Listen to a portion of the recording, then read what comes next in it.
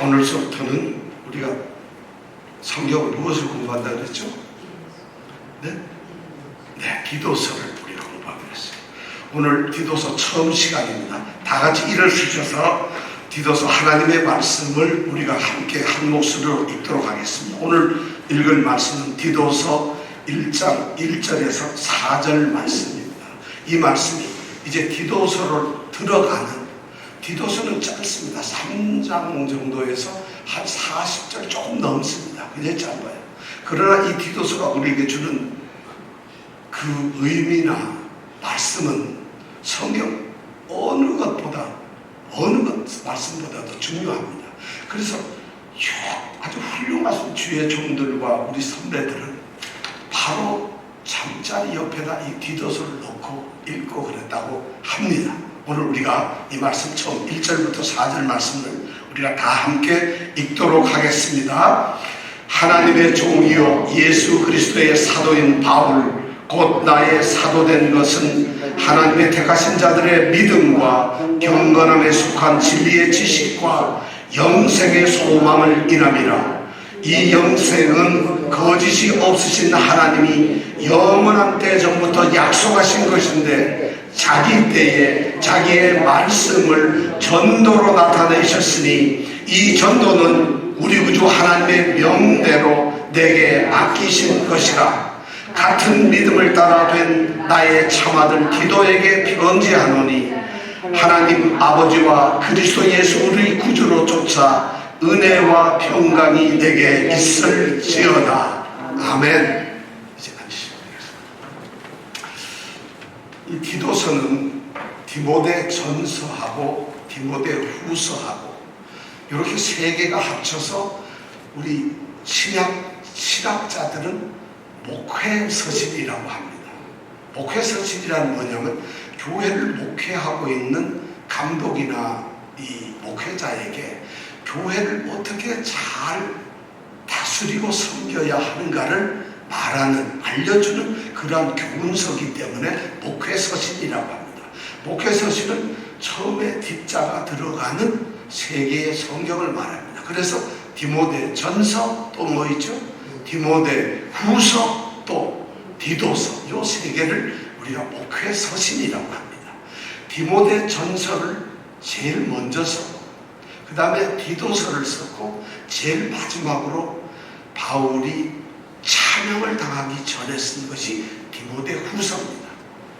우리가 2년이 좀 넘게 디모데 전서하고 디모데 후서의 말씀을 생각했습니다. 그 편지는 바로 디모데라고 하는 목회자에게 쓰는 편지죠. 오늘은 또 다른 목회자인 사랑하는 아들인 디도라고 하는 사람에게 이제 편지를 씁니다. 이 디도는 지금 교회를 섬기고 있습니다. 이 교회는 그레데라고 하는 섬에 있는 교회입니다. 여기에 이 바울 사도가 이 디도를 파송을 했습니다. 그러니까 디도는 바울의 명령을 받고 그레데 섬에 있는 교회에 가서 목회를 하고 있습니다. 젊은 바울의 제자입니다. 이 그레데 섬은 어디 있는 거냐 하면 말이죠. 지중해라고 하는 바다의 한가운데 있습니다. 그리로 똑바로 북쪽으로 올라가면 고린도가 나옵니다. 굉장히 멀리 떨어져 다 지중해 한 섬 가운데 있으니까. 그런데 이 그레데라고 하는 이 섬에 교회가 세워져 있다는 것이, 예수를 믿는 사람들이 공동체를 만들어 놓고 거기에서 예배를 드리고 있어요. 그런데 우리는 성경을 아무리 봐도 이 그레데 교회, 이 섬에서 누가 복음을 전해서 누가 교회를 세웠는지 알 수가 없습니다. 전해지질 않아요. 사도행전 1장부터 28장까지 아무리 뒤져봐도 그레데 섬이라는 이야기는 나오질 않습니다. 그런데 우리는 그러니까 누가 이 교회를 세웠을까 굉장히 궁금해요. 그런데 우리가 힌트를 하나 얻을 수 있어요. 사도행전 2장 11절에 보면 그레데라고 하는 단어가 나옵니다. 이 단어가 왜 나오는가 하면은 사도행전 2장 1절부터는 무슨 이야기를 기록해 놓고 있느냐 하면 예수님이 승천하시고 제자들 한 120명이 다락방에 모여서 기도하는 장면을 기록해 놓은 것이 사도행전 2장의 말씀이에요. 근데 2장 1절에 예수님이 떠나고 나니까, 승천하고 하늘에 가버리고 나니까 남아있는 제자들이 이제 예수님의 명령을 따라서 모여가지고 기도를 합니다. 거기서 기도할 때 놀라운 역사가 일어난 게 바로 뭐죠? 성령이 나타나는 오순절 사건이 일어납니다. 오순절 성령이 바로 그 다락방에 쏟아지고 그 12 제자를 포함해서 120여 명이 기도를 하는데 갑자기 성령이 쏟아지면서 뭐를 했을까요? 네, 방언을 하기 시작. 방언이란 이 사람들이 다 히브리 사람이잖아요. 그럼 히브리 말을 해야 되는데 히브리 말을 하지 않고 이 120여 명이 각각 전부 히브리 사람인데도 다른 나라 말을 합니다. 그러니까 깜짝 놀라고 그 당시 예루살렘에 와 있던 사람들이, 이 오순절 예배를 위해서 세계 각국에서 왔던 사람들이 깜짝 놀랍니다. 어떻게 이 사람들이 우리 말을 할까? 저 히브리 사람들이, 유대 사람들이 어떻게 우리나라 말을 할까? 그 중에 있었던 사람 중에 그레데 사람이 있었어요. 그 가운데. 그 그레데 사람들이 예수님의 제자와 120여 명의 사랑하는 그 사람들이 방언으로 이야기하는 걸 듣고 거기에서 아마 성령을 받고 은혜를 받지 않았을까요? 그 사람들이 이 오순절 삼배를 마치고 자기의 고향으로 돌아갔을 거예요. 그 돌아간 고향이 바로 그레데였을 거고, 그 갔다 온 사람들이 거기에서 자기네들이 아마 교회라고 하는 공동체를 만들었을 것이다. 바로 그레데 교회는 그렇게 세워진 교회 같습니다. 지중해 한 가운데 있는 섬입니다. 그런데 이제 문제가 생겼어요. 이 그레데 교회는, 교회가 누가 사도가 가르친 것도 아니고 복음이 제대로 전달된 것도 아니고, 그러다 보니까 이 사람들이 참으로 말씀에, 바른 가르침의 말씀에 그렇게 배울 기회가 없는 거예요. 거기에 붙잡혀 있지도 않고, 그러다가 보니까 여기에 그 당시 유행하던 교회를 침투하던 영지주의라고 하는 이런 이단 세력들이, 그리고 개중에 유대인들은 이 기독교가, 우리가 믿는 신앙이 유대교인 것처럼 할례를 받아야 된다는 유대교의 가르침을 가르치고 있었다는 거예요. 그런데 교회가 신학적으로, 교리적으로 엉망이 돼요. 바른 믿음이 없습니다. 더 놀라운 것은 이 그레데 섬의 환경이 엉망입니다. 도덕적으로 완전히 바닥에 있어요. 사람들이 어떻게 보면은 가장 타락하고 도덕적으로 완전히 무너진 인간 같지 않은 사람들이 그 섬에 살고 있었던 거예요. 거기에 교회가 세워지니까 이 사람들이 복음을 잘 받아들이지 못하고 이단들이 뭐라고 하는 데다가 그들의 본성이 도덕적으로 그렇게 무너져 있으니까 교회는 엉망이 되어버리고 맙니다. 그래서 믿음이라고 하는데 전혀 믿음답지 않게 행동을 자기 멋대로 합니다. 그리고 믿음이라는 게 무엇인지도 모르고 있어요. 그리고 유대인들이 구원을 받으려면 할례를 받아야 된다, 이런 얘기를 하면 또 그게 맞는 것 같아서 정상적인 예수를 믿는 이런 믿음들이 너무 없는 거예요. 그러니까 디도가 목회를 하는 것이 얼마나 힘들었겠어요. 그래서 디도가 바로 거기에 목회자로 파송되었습니다. 바로 디도의 역할은 교회를 바로 세우고 정말 그들이 들어야 될 참된 복음을 전하는 것, 그것이 디도의 사명이었어요. 이 그레데 섬에 있는 교회 성도들은 우리나 똑같은 사람이었을지 모릅니다. 그들은 교회에서는 예수를 믿고 직분을 가진 사람들이었을 것이고, 가정에 들어가면 아버지나 어머니나 아들이 되는 그런 역할을 했을 것이고, 사회에 나가면 또 직업을 가지고 사회생활을 하는 그런 사람들이었을 거예요. 우리랑 똑같은 사람들. 그런데 그 사람들이 믿음과 행위, 믿음과 삶을 완전히 나눠버리고 교회에서는 신앙 있는 척하고 그리고 밖에 나가서는 신앙과는 전혀 관계가 없는 그런 삶을 살았다는 것이에요. 우리가 오늘 읽지는 않았습니다만은 이 디도서 1장 12절에 보면은 그레데 사람들이 어떤 사람들인가 하는 것을 1장 12절에 기록을 해두고 있어요. 그 당시에 유명한 헬라의 철학자 중에 한 사람이 그레데 사람을 평가를 했는데 뭐라 했냐면, 그레데 사람들은 항상 거짓말만 하는 거짓말쟁이들이다. 그리고 그레데 사람들은 악한 짐승과 같은 존재들이다. 그리고 그레데 사람들은 자기 배만 위하는 게을러 빠진 사람들이다. 이런 말씀이 바로 디도서 1장 12절에 나옵니다. 그러니까 이 디도가 지금 목회하고 있는 그레데 섬이 어떤 사람들이겠어요? 저는 이거 들으면서 까딱하면 오늘 우리 교회와 오늘날의 교회에서 많은 사람들이 혹시 이렇게 살고 있는 것은 아닐까? 그렇다면 이 디도서는 우리에게 너무 소중한 말씀이 될 거라는 거예요. 우리에게 꼭 들어야 할 말씀이 될 것이고, 오늘 우리가 이 디도서를 함께 생각하면서 이제 몇 달 동안은 할 것 같은데, 이제 디도서를 통해서 우리가 바른 신앙을 세우고 그 신앙에 근거한 바른 삶을 살아가는 그런 모습을 우리가 이 디도서를 통해서 배웠으면 좋겠다는 생각 같습니다. 자, 이 디도서는 처음 오늘 말씀을 보니까 1절에 보니까 편지를 쓰고 보내는 사람 바울 자신을 소개하고 있습니다. 그리고 4절에 보니까 이 편지를 받는 사람, 그 사람이 디도라는 것을 이야기를 하고 있어요. 그러니까 아주 전형적인 편지의 형식을 가지고 있습니다. 보내는 사람, 받는 사람, 그리고 보내는 사람이 그 받는 사람을 향해서 축복 기원을 하는 것, 은혜와 평강이 내게 있을지어다 하는 축복의 말씀을 하는 것으로 1절부터 4절까지가 서론적인 이야기가 나옵니다. 그런데 이 디도서를 가만히 보면 디도서와 아주 똑같게 쓰여진 성경이 또 하나 있습니다.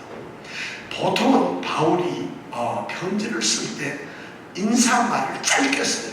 1절 정도, 아니면 길어야 1절 반 정도, 이렇게 2절 정도 쓰는데, 아주 길어봐야 그런데, 로마서는 인사말이, 이 편지 서문의 인사말이 로마서 1장 1절부터 7절까지 쓰고 있어요. 7개의 절을 인사로 쓰고 있어요. 그런데 디도서도 이 짧은 편지에서 인사말이 1절부터 오늘 우리가 읽은 4절까지가 인사로 쓰여지고 있다는 거죠. 그렇다면 로마서와 디도서는 어떤 의미가 있을 것 같아요. 그리고 놀라운 것이 바울이 자기 자신을 소개할 때에 오늘 말씀해 보니까 하나님의 종이요 예수 그리스도의 사도인 바울, 이렇게 소개를 하고 있어요. 하나님의 종이고 예수 그리스도의 사도다. 종이고 사도라는 이것을 두 가지 자기의 신분을 드러내면서 소개를 하고 있는데, 성경에서 바울이 쓴 편지 13편 정도의 서신에서 종이고 사도라고 한 그런 자기소개를 한 편지는 로마서밖에 없어요. 다른 데는 그냥 사도라고만 그려버렸어요. 로마서에도 보면 시작이 예수 그리스도의 종 바울은 사도로 부르심을 받았습니다. 이렇게 처음 시작을 하고 있어요. 그런데 디도서도 똑같이 하나님의 종입니다. 그리고 나는 그리스도 예수 그리스도의 사도입니다. 이렇게 소개를 하고 있다는 거예요. 종과 사도라는 것을 이렇게 얘기를 하고 있어요.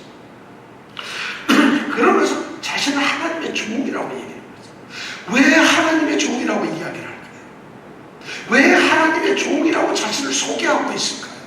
자신은 예수님께서 인정하고 하나님으로부터 주님 예수 그리스도를 다메섹 도상에서 만났어요. 그리고 그분을 통해서 말씀을 들었어요. 그리고 그분을 통해서 이방인들을 향해서 복음을 전하라는 사도의 위임을 받은 정말 예수님이 사랑하시는 정말 위대한 사람입니다. 학문도 뛰어나요. 가문도 좋아요. 그런 사람이 왜 자신을 하나님의 종이라고 말하고 있을까요? 종? 저는 이 바울 사도가 의도적으로 자신을 종이라고 소개하고 있어요. 그 당시에 로마 시대에 로마 성 안이나 이 로마가 지배하는 그 지역에 살고 있는 모든 주민들 중에 3분의 1이, 다시 말하면 3명 중에 1명이 노예입니다. 그 얘기는 뭐냐면 로마가 전쟁을 하도 많이 해서 가는 곳마다 노예를 잡아와서 귀족들 몇 사람을 전부 노예들이 섬기고 있는 거예요. 그 당시 사회 풍조가 그랬어요. 그런데 그레데 섬도 아마 모르긴 몰라도 그런 종들이, 노예들이 많았을 거예요. 그래서 바울 사도는 그들과 자신을 동질화시키면서 같은 신분인 것처럼 말을 하면서 같이 느끼고 같이 괴로워하면서 우리가 종이라는 것을 이야기를 하고 있는 거예요. 그러면서 하나님의 종이라고 지금 말을 하고 있다는 것이에요. 종이라는 단어는 헬라어로 뭐라고 하는지 혹시 아세요? 이거 하나 우리 외우자고요. 헬라어로 뭐라고 한다고요? 둘로스라고 합니다. 둘로스. 시작. 다시 둘로스. 둘로스. 우리는 둘로스입니다. 하나님의 종은 둘로스 데오 이런 말입니다. 우리는 하나님의 종이라. 둘로스. 이 얘기, 우리는 둘로스입니다. 이렇게만 얘기하면 뉴욕에서는 1% 안에들은 아주 유식한 그리스도인이 됩니다. 종을 뭐라 한다고요? 뭐라고 한다고요? 둘로스. 둘로스라는 단어는 그 당시에 정확하게 얘기하면 노예라는 말이에요. 노예. 노예들을 둘로스라고 그랬어요. 그러니까 사회적으로 약자고 핍박받고 있고 불임만 받는 그 노예들을 둘로스. 그 둘로스를, 그런데 성경은 둘로스를 노예라고 번역을 하지 않고 종이라고 번역을 했어요. 뭐 같은 의미이긴 한데 노예라고 번역하면 듣는 사람 기분 나쁘잖아요. 나는 노예야 그러면 기분 나쁘잖아요. 종이야 그러면 왠지 모르게 조금 부드럽잖아요. 그래서 노예라는 번역을 안 쓰고 종이라는 번역을 썼어요. 사회적으로는 노예라는 말이지만 우리 기독교에서 종교적으로는 종이라는 단어를 쓰고 있습니다. 왜냐하면 세속적으로 그렇지만 우리는 사실 바울은 우리가 하나님의 종이다, 의의 종이라고 이런 표현을 많이 썼어요.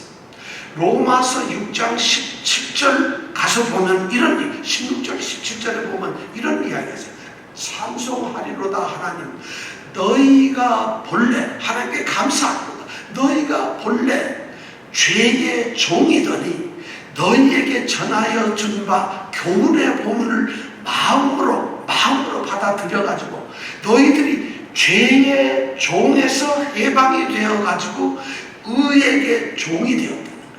죄의 종이었을 때 죄의 종사들을 하던 사람들이 죄로부터 해방이 되니까 해방인이 됐어요. 근데 이 해방이란 자유가 뭐냐면 의에게 종이, 의를 섬기는 자가, 옳은 일을 섬기는 자들이 되었다는 말씀을 로마서 6장 16절 17절에 하고 있어요. 바로 이 종이란 개념이 그런 거예요. 구약시대에는 이스라엘, 하나님의 택하신 이 이스라엘 백성을 하나님의 종이라고 얘기를 했어요. 구약시대에. 그래서 이스라엘 백성들을 모두 다 하나님의 종이라는 표현을 썼어요. 뿐만 아니라 그 백성들을 이끌고 있는 지도자들을 또한 하나님의 종들이라고 했어요. 모세, 여호수아, 아브라함, 야곱, 다윗, 이 사람들을 성경에 보면 하나님의 종, 여호와의 종이라고 표현을 했습니다. 구약시대에. 바로 바울은 그런 구약의 전통을 자기가 받아들여서 자신이 종이라는 표현을 쓰고 있어요. 그 권위를 가지고 있는 것이죠. 근데 신약에 들어와서는 이 종이란 단어가 성경에 어떻게 쓰였느냐면 예수 그리스도를 믿고 구원받은 모든 성도들을 말할 때에 종이라고 얘기했어요. 하나님의 종이라고. 그럼 우리 이정근 집사님은 하나님의 진짜 종인가요? 구원받았나요? 예수 믿나요? 구원받은 모든 교회의 성도들을 하나님의 종이라고 베드로를 불렀어요. 베드로전서 2장에 보면 그렇게 얘기를 하고 있어요. 뿐만 아니라 이 신약시대에 와서 이렇게 선지자적인 역할을 하는 그런 사람들을 하나님의 종이라고 했어요. 그러니까 바울 사도는 스스로를 종이라고 이야기를 할 수가 있었던 겁니다. 자, 그렇다면 저는 바울이 아무리 그렇다 하더라도 종이라고 쓴 이유가 있을 거예요. 왜 종이라고 그랬을까? 저는 이 하나님의 종이라고 쓴 이 자기소개에 대해서 어쩌면 바울 사도는 그레데 섬에 있는 이 신앙이 엉망이고 행실이 엉망인 그들에게 내가 하나님의 종인데 너희들도 종이다. 종이라는 것이 무엇이냐 하는 것을 깨달으라고 아마 하는 것 같아요. 너희들이 정말 하나님의 종이라고 하는 말에 참된 의미를 알기만 한다면, 그것을 안다면 너희들은 정말 다르게 살 수가 있을 것이다. 이런 아마 마음을 가지고 자신을 하나님의 종이라고 표현을 하고 있는 거예요. 아마 그레데 성도들, 또 오늘날의 성도들에게도 어쩌면 우리가 하나님의 종이라고 하는 이 의식을 갖는 것이 너무 중요합니다. 종되기 싫어요. 사람들은 종이라는 단어를 싫어합니다. 더군다나 종이 된다는 것은 더 싫습니다. 그런데 바울 사도는 그 나쁘고 기분 좋지 않은 단어를 일부러 사용하면서 종이라고 얘기합니다. 왜 종이라고 했을까요? 실제로 그들이 노예였기 때문에 그랬을까요? 아마 그렇지는 않았을 것 같아요. 그런데 그 당시에 노예들이 많다 보니까 이 종이라고 하는 그들의 신분이 어떤 건가를 금방 이해할 수가 있었을 거라는 것이고, 그래서 종이라는 단어를 스스로 자신의 신분에다가 사용을 하고 있는 것입니다. 자, 그러면 종이라고 사용한 그 이유가 저는 세 가지 정도가 있다고 생각을 합니다. 자, 잘 들어보세요. 첫째로, 종은 주인이 있습니다. 섬기는 주인이 있다는 것이죠. 그 말은 다르게 말하면 종은 말이죠, 어느 누구에게가 소속이 되어 있고 어떤 누구에게가 소유가 되고 있다는 거죠. 종은 자유가 없습니다.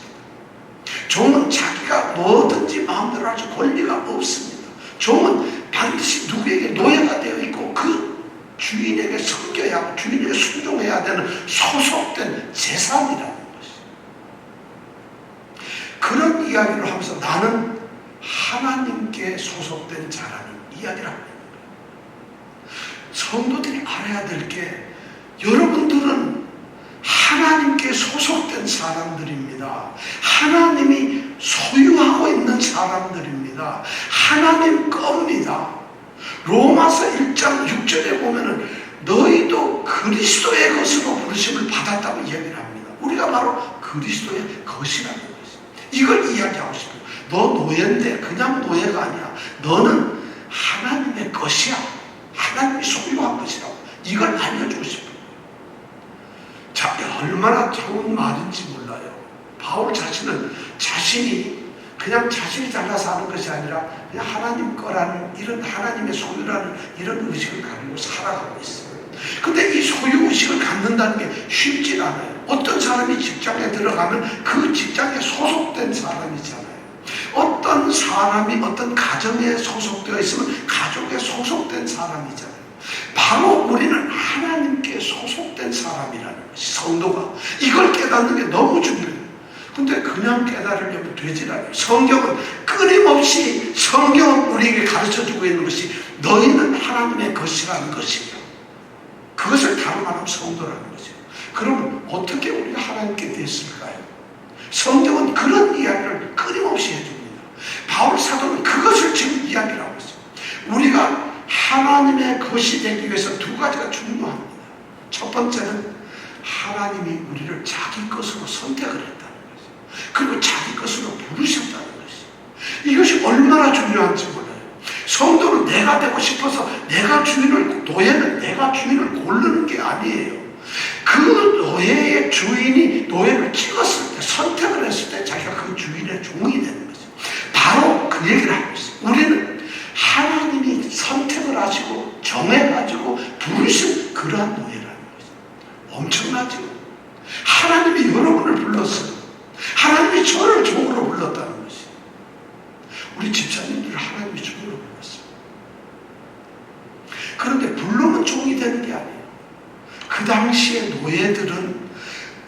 저거 내 거. 그러면 내가 당신 겁니까? 하고 가는 것이 아니에요. 어떻게 하죠? 돈을 주고 사야 돼요. 노예가 매매가 됩니다.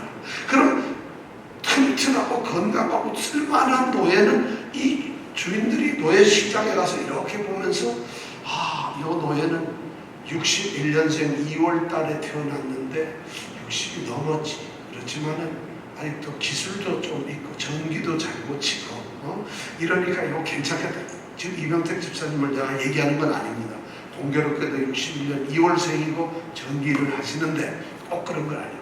그러면 이 주인이 노예를 선택을 하는 거예요. 바로 그렇게 선택해서 값을 주고 샀다는 거예요. 여러분들 얼마짜리입니까?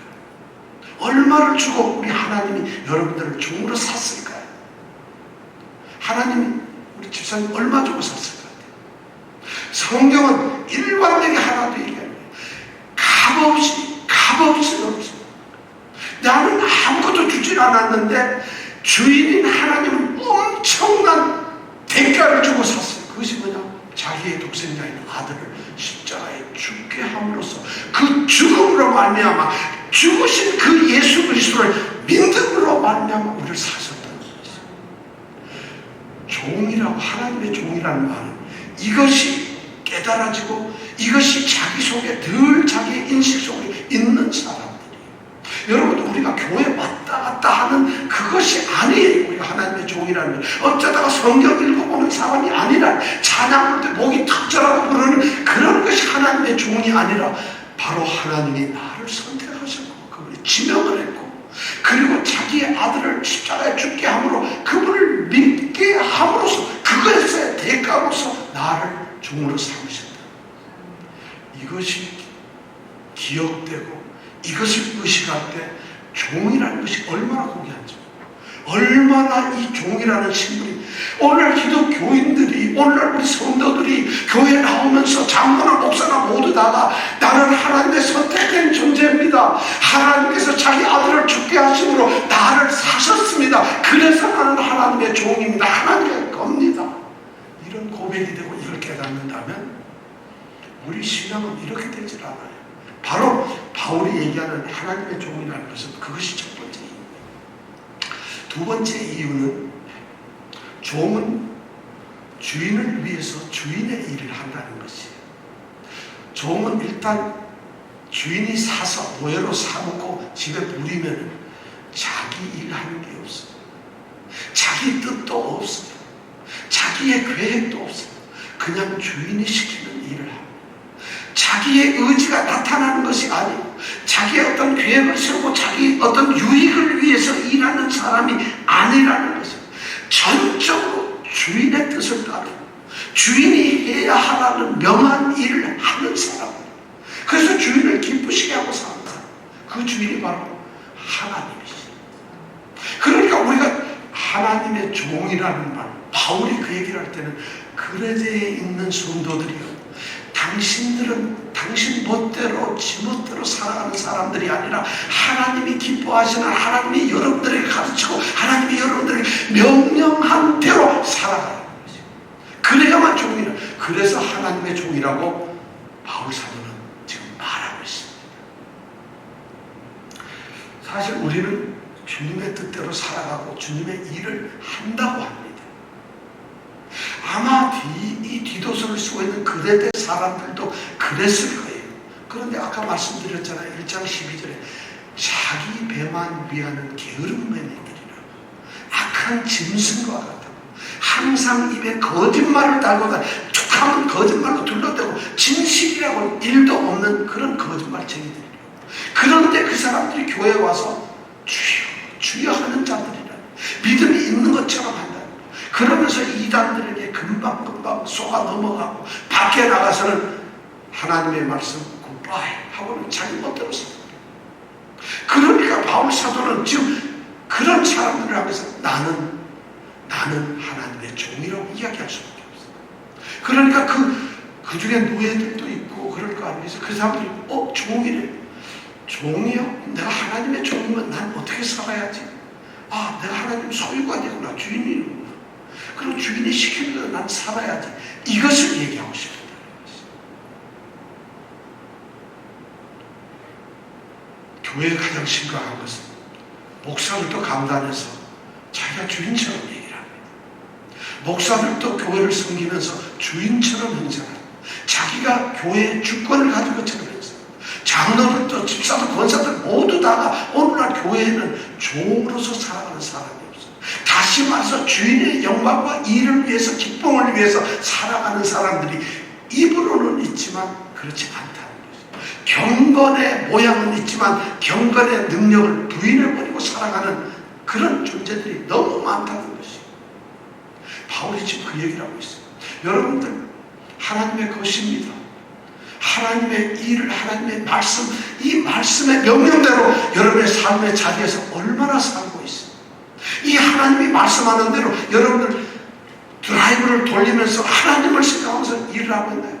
혹시 여러분이 무슨 일을 하든지 세일즈를 하든지 또는 뭐 닦아내든지 뭘 수리하든지 아니면 무슨 일을 하든지 여러분들의 일을 하면서도 그것이 하나님의 영광을 되고 하나님의 일이라는 그런 내가 자신이 하나님의 일을 하고 있는 종이라고 하는 의식을 가지고 일을 하십니까? 심각한 거예요. 우리 그리스도인들이 자기 배를 채우는 그레데인들처럼 그렇게 그 일을 하기 때문에 그래요. 우리가 이 땅에서 하는 일은 하나님이 악하다고 하는 일 외에는 우리 인간이 우리를 위해서 하는 모든 일은 바로 하나님이 우리에게 주신 일이에요. 그것이 달란트예요. 우리는 달란트는 교회에서 뭐 노래 잘하고 봉사 잘하는 걸 달란트라 그러는데 달란트란 말은 하나님의 택하신 자녀들이 이 땅에서 할 수 있는 일들이 달란트예요. 교회에서는 교회를 위한 달란트가 있을 것이고 가정에서는 가정을 위한 달란트가 있을 것이고 사회나 직장이나 이 땅에 세상에서 살아갈 때는 세상을 섬기고 세상을 위한 하나님의 영광을 위한 달란트가 있다는 것이죠. 그것이 우리의 직업일 수가 있고 우리의 어떤 재능일 수 있어요. 축구선수는 최고의 선수가 되는 것이 어쩌면 하나님의 영광을 돌리는 건지 모르겠어요. 피아노를 치는 사람은 너무 피아노를 잘 쳐서 모든 사람들이 좋은 음악을 들려주는 것이 어쩌면 하나님께 재능을 드리는 하나님의 일을 하는 건지 모르겠어요. 그렇죠. 세일즈를 하는 사람은 세일즈를 많이 해서 사람들에게 좋은 물건을 많이 파는 것이 어쩌면 하나님을 위해서 일하는 것이고 그런데 거기에 속임이 있다거나 일을 하는데 거기에 거짓으로 하거나 눈가림으로 하거나 그들이 진실하게 하지 않을 때에 그들은 자기의 배를 채우는 자기 일을 하고 있다는 거죠. 지금 바울이 이 디도서에서 그레데 교회를 향해서 하는 것이 그거예요. 디도서에 나타난 이 그레데 교회 교인들이 그렇게 못 살고 있다. 그래서 자신은 나는 내 일을 하는 것이 아니라 하나님의 일을 하는 주인의 일을 하는 종입니다. 여러분들도 하나님을 위해서 일하십시오. 그래서 종이라는 표현을 쓰고 있다는 거죠. 자, 세 번째는 뭘까요? 세 번째는 이 종이라고 하는 말에 주인이 누구냐 하는 것이에요. 종은 사실은 아무 별 볼 일 없어요. 종은 핍박받고 있어요. 노예는 무시당하고 있어요. 천덕으로 아주 천한 삶을 살고 있어요. 형편없는 존재예요. 학문도 없고 능력도 없고 자기도 없고 어쩌면 인간으로서의 존재 자체가 가치가 없는 그냥 재산덩어리일 뿐이에요. 숨쉬고 있는 사람의 모양을 한 재산덩어리들이 바로 노예예요. 아무것도 할 수 없어요. 그런데 그 노예에게 가장 큰 영광이 있다면 자신이 섬기고 있는 주인이 누구냐는 거죠. 주인이 누굴까요? 바로 하나님의 종이라는 거죠. 내가 섬기고 있는 종은 바울 사도가 고백합니다. 하나님의 종이요 예수 그리스도의 사도인 바울이라는 거죠. 자신의 주인은 바로 하나님이라는 위대하신 하나님, 온 만왕의 왕이요 만주에 주신 그 하나님을 섬기고 있는 종이 자신이에요. 여러분, 이 종은 갑자기 영광스러워져. 바로 이러한 말을 오늘날 교회 목사님들이 주여 큰 종, 주님께서 귀히 사용하시는 종, 주님께서 귀히 사용하는 게 아니라 내가 귀하게 주님을 섬기는 게 귀한 종입니다. 주님이 누구를 뭐 귀하게 사용하는, 내가 귀하게 사용되니까 귀한 종이다가 아니라 내가 주님을 온전하게 섬기는 그게 바로 큰 종이고 귀한 종이거든요. 바로 여기에서 그럽니다. 바로 바울 사도는 종으로 살지만 여러분들이 시시한 존재가 아니라는 거죠. 성도라고 하나님을 믿는, 하나님의 믿는 자들은 그렇게 값싼 천박스러운 노예가 아니라는 것이죠. 왜냐하면 우리가 섬기는 주인은 하나님이시죠. 그런 의식을 가지라는 거예요. 여러분이 세상에서 살 때, 여러분이 어디서 살든지 내가 섬기는 분은, 내가 찬양하는 분은, 내가 경배하는 분은, 내가 모든 것을 아뢰고 의지하는 그분은 바로 내가 그분을 위해서 목숨까지 버리고 섬기는 주인은 하나님이시다. 그분은 얘기야. 얼마나 이것이 중요한지 몰라. 내가 누구의 종인가를 깨닫게 되면, 내가 섬기는 주인이 누군가 되면 내 신분이 달라집니다. 내 자신의 명예가 달라집니다. 내 자신의 영광이 달라집니다. 사실 종이라고 불리는 건 얼마나 굴욕적인지 몰라요. 얼마나 비참한 건지 몰라요. 얼마나 보잘것없는지 몰라요. 정말 종은 비굴할 수밖에 없어요. 그러나 그가 섬기는 주인이 정말 명문가의 주인만 돼도, 로마 시대에 예를 들어 호민관이 되거나 왕족이 되거나 고급 관리가 된 그 종들은 옷이 달랐어. 그리고 검투사가, 내가 섬기는 주인이 누구냐에 따라서 이 검투사가 신분이 달라져. 같은 노예 종이라 해도 길을 걸어갈 때 모습이 달라요. 바로 바울 사도는 성도들의 그런 모습을 던져주고 싶은 거예요. 여러분들이 세상적으로 여러분들의 모습은 정말 보잘것없이 보일지도 모릅니다. 사람들은 그렇게 여러분을 볼지 모릅니다. 그러나 여러분들이 믿는 자라면 믿음의 눈으로 여러분의 주인을 바라보십시오. 여러분들이 섬기고 있는 주인이신 하나님을 바라보십시오. 여러분들이 말씀을 배우고 여러분들이 알고 있고 여러분들이 깨닫고 있는 그 하나님이 어떤 분인가를 알아보십시오. 아신다면 여러분들은 그냥 종이 아닙니다. 그냥 값싼 종이 아닙니다. 이것을 알게 될 것이다. 그래서 바울은 자신을 하나님의 종이라고 이야기하고 있습니다.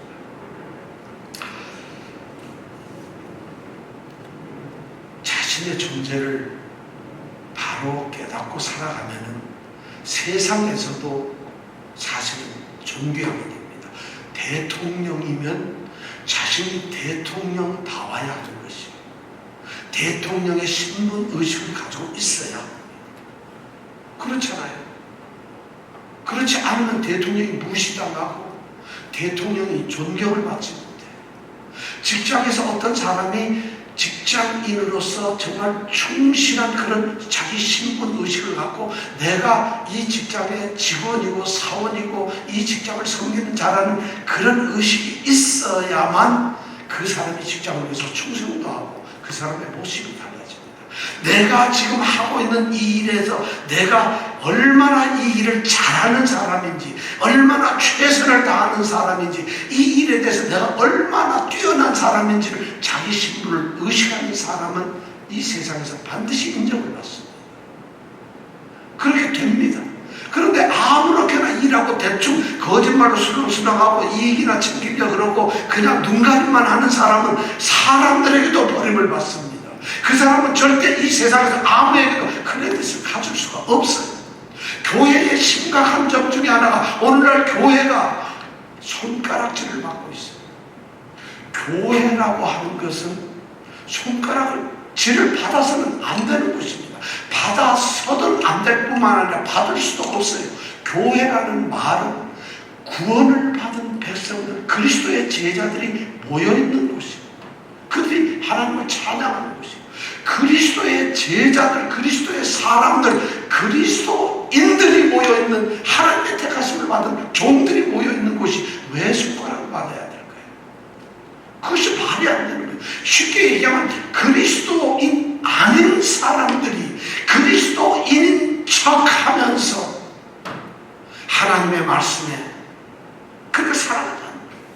다시 말씀드리면 그리스도인들이 자신이 그리스도인이라는 걸 잃어버린 사람, 망각해버렸어. 그걸 소홀하게 여겼어. 그걸 가볍게 여겼어. 그것을 아무렇지도 않게 여기고 있다는 거예요. 나는 그리스도인이다, 나는 하나님의 종이라고 하는 이 의식을 일도 가지고 있지 않다는 것이. 그러니까 그 사람은 거기서 아무렇게나 살 수가 있어. 그러니까 손가락질이 된다는 것이. 하나님의 이름이 우리 때문에 모독을 받아서는 안 됩니다. 바울은 지금 그 얘기를 하고 있어요. 정말 그렇습니다. 신앙의 위기는, 교회의 위기는 바로 자신을 깨닫지 못하는 사람들 때문에 생기는 겁니다.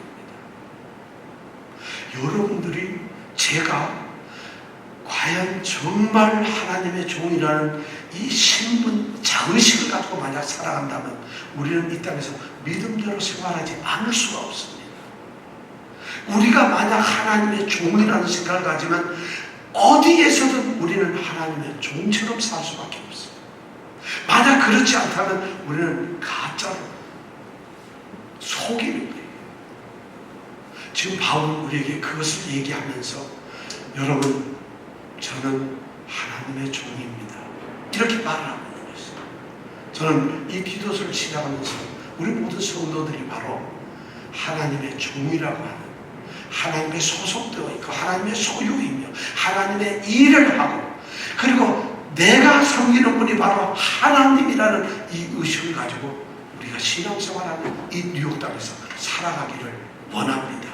이것이 오늘날 우리에게 가장 필요하고 가장 소중한 우리에게 도전이 될 것입니다. 저는 우리 성도들이 그런 성도가 되기를 간절히 원합니다. 기도하겠습니다.